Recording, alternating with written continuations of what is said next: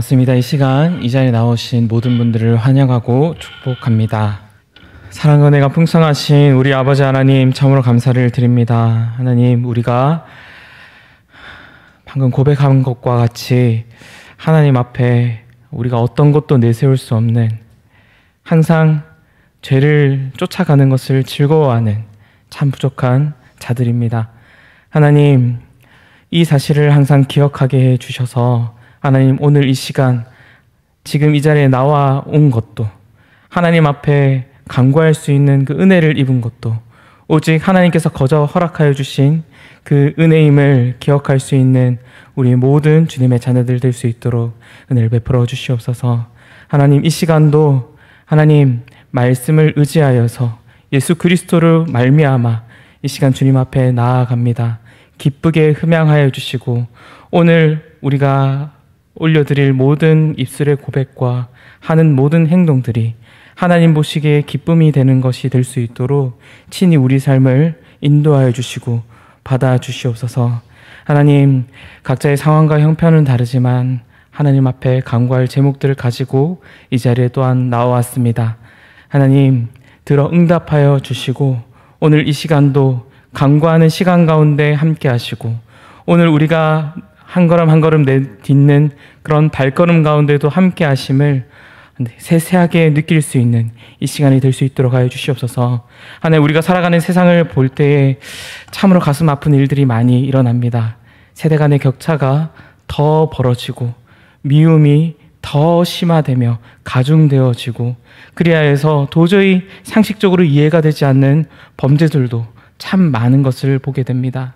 주님, 분이 가득 차 있는 이 세대를 또 서로 세대 간에 또 미워하고 또 생각이 다른 그런 격차가 더 벌어져 있는 이 세대를 불쌍히 여겨주셔서 주님의 말씀으로, 주님의 사랑으로 치유하여 주시옵고, 하나님, 우리가 만나는 이들 가운데 그 분이, 그 미움이 하나님의 사랑으로 말미암아 그것이 와해되는 것을 우리가 볼 수 있도록 해주시고, 하나님의 능력으로 인하여서 우리 이 세대가 하나 되는 그런 귀한 역사가 일어날 수 있도록 주님의 사람들을 사용해 주시고 주님께서 친히 일하시는 것을 우리가 보며 찬양할 수 있도록 하여 주시옵소서. 그래서 이 분이 가득하고 이 갈라져 있는 이 세대, 특별히 교회 안에도 이러한 모습이 나타나는 가운데에 하나님께서 베풀어 주시는 그 놀라운 은혜를 통하여 믿지 않는 많은 이들이 하나님의 살아계심을 보고 속히 나올 수 있는 그런 역사도 일어날 수 있도록 하여 주시옵소서. 이 시간 하나님의 말씀 앞에 서고자 합니다. 주님, 친히 살아계신 그 말씀을 우리에게 허락하여 주시고 그 말씀 앞에 설 때에 각자의 심령 가운데 하나님께서 주시고자 하는 그 메시지를 받아 우리가 이것을 잘 간직하고 하나님 뜻 가운데 힘써 살아가는 자들 될 수 있도록 하여 주시며, 이 시간 올려드릴 찬양 또한 하나님께서 기쁘게 흠양하여 주시옵소서. 특별히 아버지 하나님, 이 시간 나오고자 하지만 또 주일마다 예배의 자리에 나오고자 하지만 육신의 질병과 마음의 이 질병으로 인하여서 나오지 못하는 이들 있는 줄 압니다. 특별히 이들을 주님 기억하여 주시고 속히 이 자리를 나올 수 있도록 그 속한 자리 가운데, 그 상황 가운데 이겨낼 수 있는 힘과 치유하시는 하나님의 손길을 경험할 수 있도록 그들을 불쌍히 여겨 주시옵소서. 감사를 드립니다. 살아계신 예수 그리스도의 이름으로 기도드립니다. 아멘. 오늘 우리에게 주시는 하나님의 말씀은 사무엘상 28장 20절에서 25절까지 말씀입니다. 사무엘상 28장 20절에서 25절까지 말씀, 제가 가지고 있는 성경책으로는 구약성경 457페이지에 있습니다. 사무엘상 28장 20절에서 25절까지 말씀입니다. 한 절씩 번갈아 읽고 마지막 절은 함께 읽도록 하겠습니다. 사울이 갑자기 땅에 완전히 엎드러지니 이는 사무엘의 말로 말미암아 심히 두려워하며 또 그의 기력이 다하였으니 이는 그가 하루 밤낮을 음식을 먹지 못하였음이니라. 그 여인이 사울에게 이르러 그가 심히 고통당함을 보고 그에게 이르되 여종이 왕의 말씀을 듣고 내 생명을 아끼지 아니하고 왕이 내게 이르신 말씀을 순종하였사오니 그런즉 청하건대 이제 당신도 여종의 말을 들으사 내가 왕 앞에 한 조각 떡을 드리게 하시고 왕은 잡수시고 길 가실 때에 기력을 얻으소서 하니 사울이 거절하여 이르되 내가 먹지 아니하겠노라 하니라. 그의 신하들과 여인이 강건하매 그들의 말을 듣고 땅에서 일어나 침상에 앉으니라. 여인의 집에 살찐 송아지가 있으므로 그것을 급히 잡고 가루를 가져다가 뭉쳐 무교병을 만들고 구워서 사울 앞에와 그의 신하들 앞에 내놓으니 그들이 먹고 일어나서 그 밤에 가니라. 아멘. 신접한 여인이 결코 줄 수 없는 것, 신접한 여인이 결코 줄 수 없는 것이라는 제목으로 말씀을 나누고자 합니다. 오늘 본문 20절 말씀을 보면 사울이 갑자기 땅에 엎드렸다고 그렇게 말씀합니다. 그 까닭은 바로 앞선 말씀, 어제 새벽에 함께 또 묵상했던 그 말씀처럼 신접한 여인을 통해 듣게 된 그 사무엘의 형상을 한 이가 했던 말 때문입니다. 다름 아니라 바로 이 사울이 그리고 그의 아들들이 죽게 되었다라는 것입니다. 또한 블레셋과의 전쟁을 앞두고 적진 가까운 곳에서 긴장 상태로 변장을 하고 지금 이 신접한 여인을 찾아왔습니다. 때문에 하루 온종일 음식을 먹지 못했기 때문도 지금 이 사울이 지쳐서 땅에 엎드린 까닭입니다. 이에 본문 21절과 22절 말씀에서 신접한 이 여인이 사울이 큰 고통으로 괴로워하고 있는 모습을 보게 되고 또 이 모습을 보며 사울에게 먹을 것을 권하게 됩니다. 나에게 떡 한 조각을 당신에게 먹게 하십시오. 그렇게 말을 합니다. 그래서 이것을 먹고 힘을 되찾아서 돌아가라고 그렇게 말을 합니다. 사울은 처음에 이 말을 듣고서 거절을 하게 됩니다. 그리고 이 신접한 여인이 계속해서 강권하고 또 신하들도 강권을 하게 되자 이 침상에 앉아서 이것을 먹게 됩니다. 그리고 신하들과 함께 먹고 난 뒤에 이제 다시 나라로 돌아가게 되었다라는 것이 오늘 말씀의 내용입니다. 사울 왕은 이스라엘의 왕입니다. 다시 말해 하나님의 대리 통치자로서 세움을 받은 사람입니다. 진짜 왕이신 하나님으로부터 버림을 받은 이후에 더 정확하게 말을 한다면 하나님으로부터 스스로 독립을 선언한 이후에 그가 경험하는 모습이 얼마나 비참한지를 계속해서 말씀을 통해 보게 됩니다. 오늘 읽은 본문 말씀에서도 그러한 비참한 모습을 보게 되는데요. 특별히 오늘 본문 말씀은 사울의 말이 마지막으로 성경에 기록된 부분이 바로 오늘 읽었던 본문 말씀입니다. 왜냐하면 사울이 이후에 이어지는 말씀 가운데 블레셋과의 전쟁이 벌어지게 됩니다. 그 전쟁 때에 그의 아들 요나단과 함께 전사를 하게 되기 때문입니다.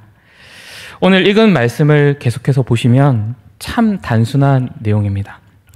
그리고 이 말씀을 보면서 도대체 이 짧은 말씀을 통해서 우리에게 무엇을 말씀해 주시고자 하는가 그런 궁금증이 들기도 합니다. 이 말씀 가운데 사울의 모습을 반면교사 삼아서 우리에게 요구하시는 것이 있다는 것을 오늘 말씀을 통해서 발견하게 됩니다. 이 본문 말씀을 보면 이상한 부분이 있는데요. 어디에도 사울이 하나님을 찾는 모습이 나타나지 않는다는 것입니다. 죽음을 앞두고 있는 상황, 그 마지막 상황에도 결코 사울은 하나님 앞에 엎드려 하나님의 도움을 구하고 있다는 본문이 어디에도 나타나지 않습니다. 도리어 오늘 본문 말씀을 보면 그가 도움을 받고 그가 엎드린 대상은 다름 아니라 신접한 여인이었습니다. 블레셋이라는 이 지긋지긋한 대적과의 전쟁을 앞두고 그가 의지할 수 있는 대상은 무당밖에 없었습니다. 무당은 그의 문제를 결코 해결해 줄 수가 없습니다. 그가 곧 맞닥뜨릴 문제, 다시 말해 죽음이라는 이 큰 문제, 이 문제 앞에서 어떤 해결책도 제시해 줄 수 없는 대상이 바로 이 신접한 여인입니다. 이 신접한 여인이 이 죽음 앞에서 두렵고 좌절하고 지쳐있는 이 사울 왕에게 해줄 수 있는 것이라곤 마지막으로 이 육체적 기력을 회복해 줄 수 있는 음식, 마지막 싸움을 앞둔 이 사울에게 기력을 회복해 줄 수 있는 음식을 제공해 주는 것이 그것이 전부였습니다. 하나님의 은혜로 말미암아 믿음으로 예수 그리스도를 주로 고백한 우리, 다시 말해 진정한 의미에서 교회 공동체에 속한 사람들이라면 어느 누구도 왜 하나님의 말씀대로 살고 싶지 않겠습니까? 그런데 우리도 넘어질 때가 있지 않습니까? 하나님의 말씀에 반하는 일, 그러한 생각을 가질 수 있게 될 때도 있습니다. 성령 하나님께서 내 마음의 생각을 아신다라는 그 믿음이 있음에도 불구하고 내 약함으로 인해 가족에게, 또 이웃에게, 형제 자매에게 험담하는 말, 시기와 악한 생각 등을 갖고는 합니다. 어제 새벽에 우리에게 주신 말씀처럼 내 뜻을 꺾고 하나님의 뜻 앞에 바로 서기 위해서 우리는 어떻게 해야 하겠습니까? 오늘 본문 말씀에 나타나지 않는, 오늘 본문에 나타나는 그 사울의 모습 가운데 나타나지 않는 그것, 어찌 보면 하나님께서 예비하신 마지막 심판을 앞두고 사울에게 마지막으로 요구하신 것이 있습니다. 그것은 다름 아니라 회개입니다. 회개는 단순히 과거의 일을 지우는 것이, 또 이 일을 위해 억지로 우리를 억압하고 재촉하며 괴롭히는 부담스러운 것이 회개가 아닙니다. 그것을 가지고 그리스도 앞에 가지고 그저 나아오도록 하는 것이 바로 회개입니다. 우리가 잘 아는 마태복음 11장 28절 말씀에 이렇게 말씀하지 않습니까? 수고하고 무거운 짐 진 자들아 다 내게로 오라, 내가 너희를 쉬게 하리라. 또 창세기 4장 말씀을 보면 분에 가득 차서 왜 자신의 예배는 받아주지 않고 자기의 동생 아벨의 제사만 받아주느냐, 그 분에 가득 찬 가인의 모습을 발견하게 됩니다. 여기서 하나님께서는 가인을 찾아와 주시고 그 분에 가득 차서 곧 있으면 이 자기의 동생인 아벨을 죽이려고 하는 이 가인에게 말씀하십니다. 창세기 4장 7절 말씀입니다. 내가 선을 행하면 어찌 낯을 들지 못하겠느냐? 선을 행하지 아니하면 죄가 문에 엎드려 있느니라. 죄가 너를 원하나 너는 죄를 다스릴지니라. 죄가 너를 원하지만 죄를 너는 다스리라. 그렇게 말씀합니다. 이 말씀을 계속해서 본다면 죄를 다스릴 힘이 가인에게 있어서 이렇게 말씀하신 것이 아니라는 것을 알 수가 있습니다. 계속해서 찾아와 주시고 말씀하시는 이 하나님의 말씀을 가인은 무시하는 그런 반응을 일관되게 보입니다. 따라서 죄를 다스리라는 것은 죄된 마음과 생각을 온전히 해결하실 수 있는 하나님 앞에 내어놓으라는 것입니다. 그럼에도 불구하고 가인은 묵묵히 침묵을 유지하게 되자 이로써 인류 첫 번째 살인이 나타나게 됩니다. 성령 하나님께서 우리로 하여금 회개하라는 그 음성을 주실 때에 그것은 세상 어떤 것보다 달콤하며 부드러운 소리입니다. 회개로 인해서 다시 구원의 확신을 깨닫게 되고 하나님의 사랑을 다시 누리게 되며 하나님과 관계가 회복되는 일이기 때문입니다. 그리고 하나님의 뜻을 따라서 온전히 살아갈 수 있는 힘을 얻게 되는 것이 바로 회개이기 때문입니다. 오늘 말씀을 통해서 우리가 보게 되는 것은 무엇입니까?